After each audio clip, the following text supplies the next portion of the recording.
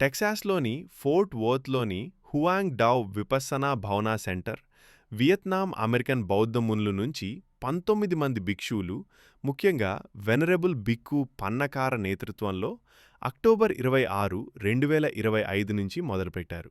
సుమారు 2300 మైళ్ళు, 3700 కిలోమీటర్లు. మార్గం టెక్సాస్ నుంచి, లూయిసియానా నుంచి, మిసిసిపి నుంచి, అలబామా నుంచి, జార్జియా నుంచి, సౌత్ కెరోలినా నుంచి, నార్త్ కెరోలినా నుంచి, వర్జీనియా నుంచి, వాషింగ్టన్ డీసీ.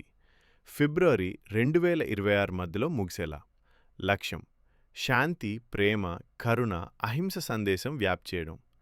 అమెరికా కాంగ్రెస్లో బుద్ధుని జన్మ జ్ఞానోదయ దినాన్ని ఫెడరల్ సెలవుగా గుర్తించమని అభ్యర్థన. భారతదేశంలో బౌద్ధ శాంతి యాత్రలు. బౌద్ధ మునులు భారతదేశంలోని పవిత్ర స్థలాలు బోధ్గయ, సారనాథ్, కుషినగర్ మధ్య పాదయాత్రలు చేశారు. దలైలామా టిబెట్ స్వాతంత్రం, ప్రపంచ శాంతి కోసం అనేక పాదయాత్రలు, మార్చులు నిర్వహించారు. గ్లోబల్ కంపాషన్ సమ్మిట్ వంటివి. థాయిలాండ్, శ్రీలంకలో బౌద్ధ మునులు శాంతి ర్యాలీలు, పాదయాత్రలు చేస్తారు.